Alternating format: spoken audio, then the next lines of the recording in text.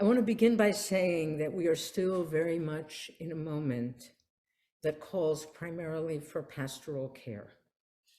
We are all experiencing trauma, as I said Wednesday night, and one doesn't in a week come to terms with a trauma like this, especially with the trauma ongoing, with aftershock following upon aftershock, as the reality of what happened and what may come continues to unfold, and also in some of the larger world's responses. And I want to say that we are all in very different places with very different needs.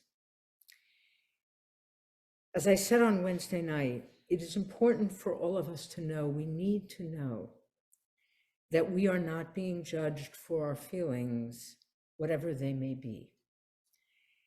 And we ought not increase each other's sense of loneliness by judging harshly anyone else's response right now.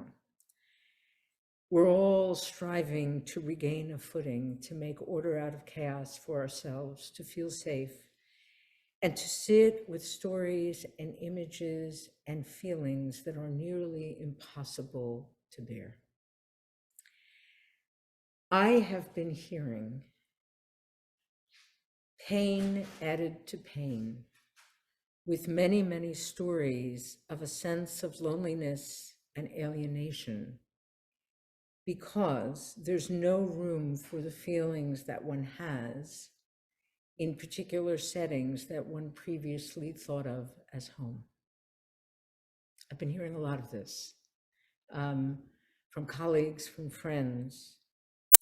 For some, and this is, I would say, especially those who have been working for peace and who have been working to form alliances and be allies on the left, some people are finding that in places and communities in which they have worked tirelessly for peace and justice and allyship with other groups, Jewish and otherwise, there is now no room to name and declare unequivocally the evil of Hamas. No room to experience the particular pain and anger that we feel as Jews on behalf of Israel, right? That they can't say that everything is being contextualized and everything is right, and there's no space for that, and they're deeply hurt. For others, and I've heard this a lot from colleagues and from congregants in synagogues that sometimes lean to the right, there is no room to talk about the distinctions between Hamas and the Palestinian people as a whole. There is no possibility of expressing pain at Israel's difficult moral choices, and there is no space for expressing compassion and worry for the suffering of the people in Gaza, which is also very intense. And that anyone who tries to voice that is demonized or called disloyal. And I want to say that I really hope, and I think one of the great blessings of our community is that we can all be here together, feeling what we feel and voicing what we voice, recognizing that in a moment like this, especially in the moment of shock and trauma, all feelings are acceptable.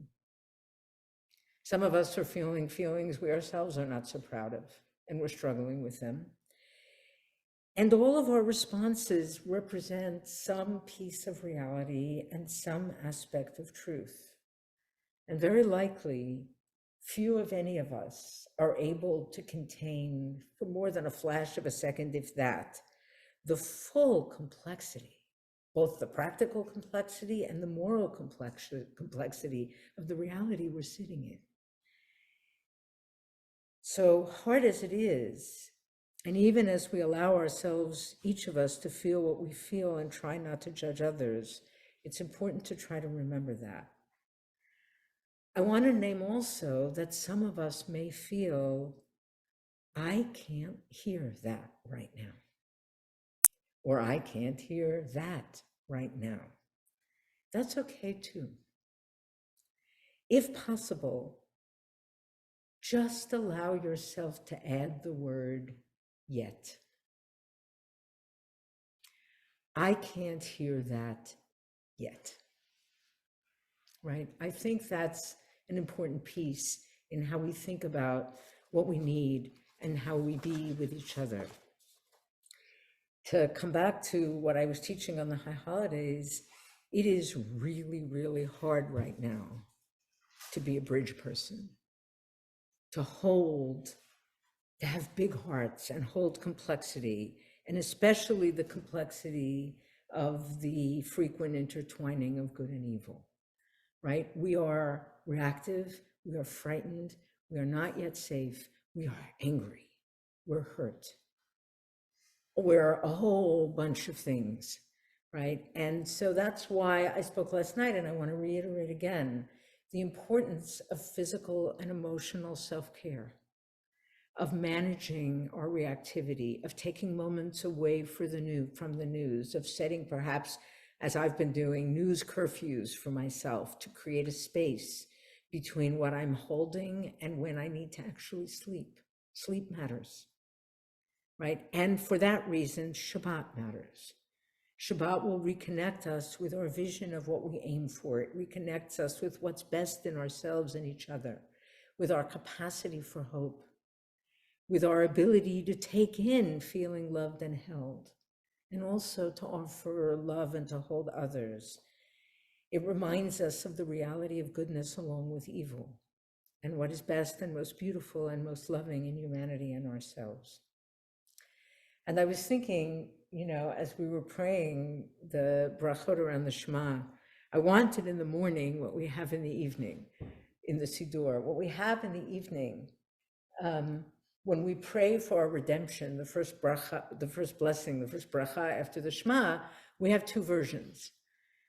We have the version that is usual in Ashkenazi shuls, which is the same every day of the week. And then we have the version in the Italian tradition, which is much older and dates back to the land of Israel, which has a special version of Shabbat, and for Shabbat, Friday night. And the difference is that the weekday version holds up as the model of redemption, the Exodus from Egypt. And the Shabbat version holds up for the model of redemption, Shabbat. What is the difference? 6 days a week, we focus on the Exodus as the model of redemption when we were spared, taken out of Egypt, knowing that it came at the expense of another people, the Egyptians, who suffered the plagues and drowned in the Red Sea. And 6 days a week, in the practical reality, that's what we pray. But in ancient Israel, they understood that the seventh day is different. That on Shabbat, we have to raise our sights and aim for a higher vision of redemption, a redemption that doesn't involve violence, that doesn't involve one people at the expense of the other, right? In practical terms, this is going to be a very complicated time going forward. But we need to remember at least once a week, so that it permeates who we are, the ultimate vision, which is a bigger vision, right? That has to be part of our consciousness. Because while all feelings are acceptable in a moment such as these, actions, of course, are a different matter. As I said last night, reading the parsha we just read, and that tree of the knowledge of good and evil, sometimes what is evil and what is good is crystal clear. And I want to say unambiguously that Hamas's actions and mission are evil. I think we have to have the moral clarity to name that. And I deplore those who have not had the moral clarity in the world around us to simply say that. There is no ambiguity, there is no possibility of justification, there is no context or history that justifies that kind of barbarity. But most often, things are not quite that clear. And that, in truth, is one of the most salient and prominent messages of this week's Torah reading, the very beginning of the Torah in these creation stories. right? The Torah says, Vayitzer, the human being, Vayitzer ha'adam. It's spelled with two yuds. Very unusual. It shouldn't be spelled that way. Rav Nachman bar Rav Chisda expounded what is meant by the text, Vayitzar Adonai Elohim et ha'adam, with two-letter yuds. The word is written with two yuds to show that God created two inclinations, one good and the other evil. It is a way of saying that we human beings are created as an admixture with a tendency toward both, good and evil, in every single human being. And as I said last night, our task and calling is to strive to be godlike in discerning and distinguishing one from the other, in the world around us and of course in ourselves. In Genesis 1, God creates and builds by making distinctions within chaos, separating light from dark, water from dry land, upper waters from lower waters. And we too are called to make fine distinctions within chaos, not to lose the reality of individual lives in the jumble of statistics, not to make false equivalencies, not to lump millions of people together under one label and assume they're all the same. The right, the left, the Haredim, the Palestinians. One of the most comforting things to me in this past week has been all the surprises in that regard. The people who I assumed would react one way because of whatever demographic or associations or thing, whatever I may think about, right? And who reacted very differently than I thought they would.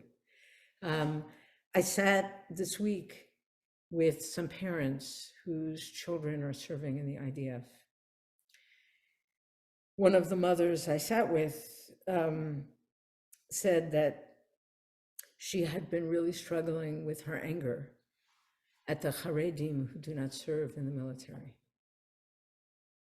Right? Honest, I will confess, I've been struggling a lot with that anger too. How does one sit and say, we're going to sit and study Torah? We want power. We want to dictate the choices of the state. And then when the consequences of those choices and become manifest, and when it comes time to step up and defend the state, we will let other people do it, right? I was really angry. And she shared that with her son, who is in Gaza. And he said, don't ever say that. Don't ever say that. And he said to his mother, you have no idea. I serve side by side with Haredim who volunteer to serve. They have an exemption and they come, and they are the best soldiers. They are the most loyal. They are the most passionate. They are the ones we can count on the most. Don't ever say that. Really called me to task, right? Those moments are profoundly comforting. He shared with his mother that the night after the election in Israel, in his unit, people with very different political views came together and they argued and they fought. And at the end of the night, they said, that is the last time we will do that. From here on in, we are one, we have each other's backs. That was before any of this happened. What an incredible model, right? Those moments when I've been taken aback by my assumptions and been proven wrong have been the most comforting. And I encourage all of us to be open to those surprises and to be able to make those distinctions. And making those distinctions really goes to the essence of who we are.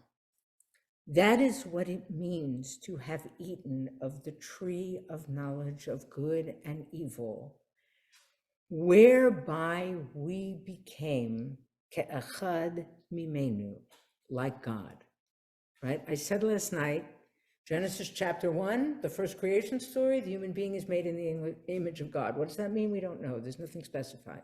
Genesis 2, the human being is made of the dust of the earth. No reference to the image of God until we eat from that tree. And then God says, the human being has become ke'achad mimenu, like me, and with moral consciousness. And that is, for example, the Hayamek Davar says that we are no longer dependent on God to watch over us morally, but now we are like God, knowing good and evil for ourselves. We are responsible. And I will say also that according to some sources, God's primary concern at that moment when we ate of the tree and became like God was not actually our disobedience, right? God doesn't say you're going to be exiled from the Garden of Eden because you disobeyed. God's concern is that with the knowledge of good and evil, we would slip from being like God in God's image to coming to believe that we are God. That was God's concern. There would be confusion. And it's such a profound insight, I think, that our capacity to know good and evil, our moral consciousness, the thing that makes us most like God, is precisely the thing that can get us in the most trouble, because it can make us be guilty of hubris, of thinking we are God, that we have godly knowledge and godly goodness.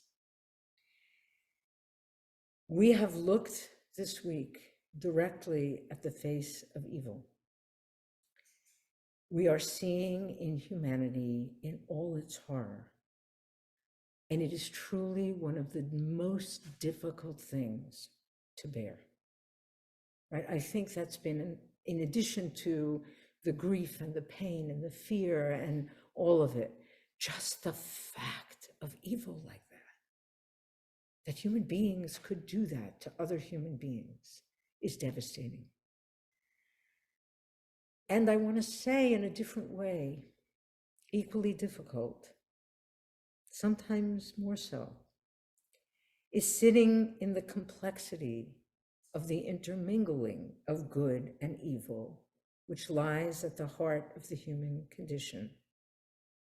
The difficulty which we face now of not being able to separate them quite so easily. I have a former student who's now a military chaplain in the United States. And in his work counseling soldiers, he relies heavily on the moment when Yaakov faces his brother Esau. And Yaakov is so afraid. And there are two different expressions for fear there. Vayir'a Yaakov me'od, vayetzer lo.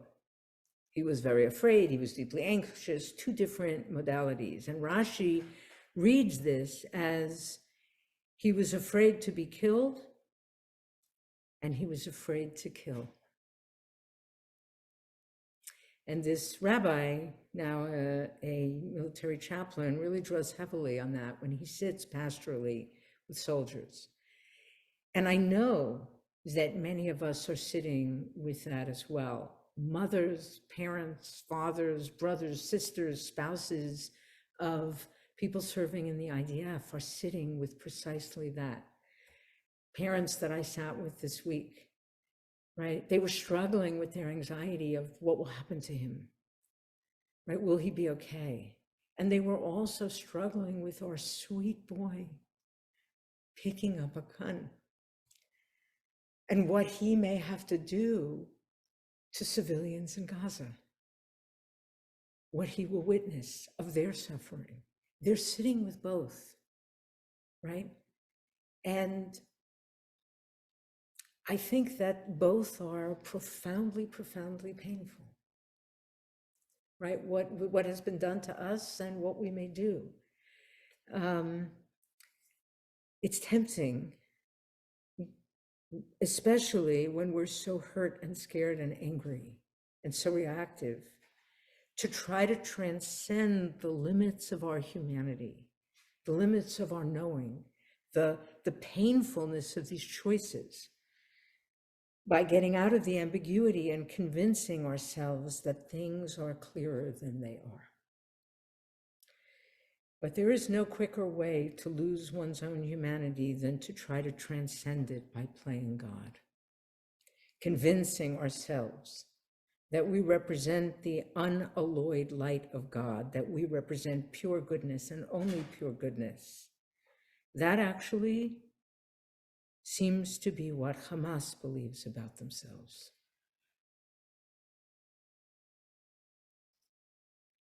That is a way to lose one's own humanity.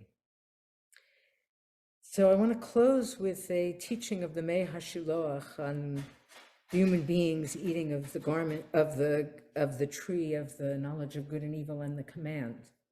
And he reads the verse, "Vayetzav Adonai Elohim al ha'adam lemur mikol etz hagan achol tochel ume'etz hada'at tov v'ra lo tochel." God commanded the human being, saying, "From all the trees in the garden you may surely eat, and from the tree of the knowledge of good and evil you may not eat." In the future, he says, when there will be a full tikkun, when the world will be healed, then the verse will be rearranged. And it will read, "From all the trees in the garden you may surely eat, and from the tree of the knowledge of good." Full stop. And after that, the next verse will begin, "And evil do not eat." One day, in a world to come, we will be able to that clearly separate the good from the evil, and we will be able to eat only of the good without also partaking of the evil. And he says, and the blessed God will make clear, Yivarer, will separate and clarify that we ate only the good. It is not the world that we're living in.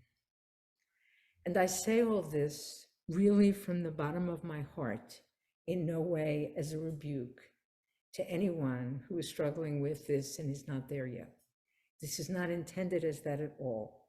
It's intended as a path to regaining our balance and holding on to our humanity.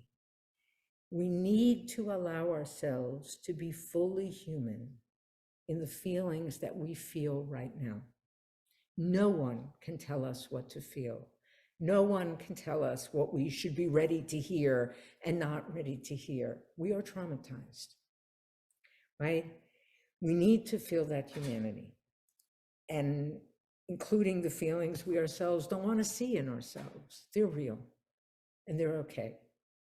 And also, we need in this moment to make sure that we stay fully human in claiming all that we don't know, all that is not clear, all that we are not really able to understand, and the limits of our understanding and our compassion, and allow ourselves to nurture ourselves, to rest, to calm down, so that we can make sure that in this process, we remember to expand and grow and not allow ourselves to shrink.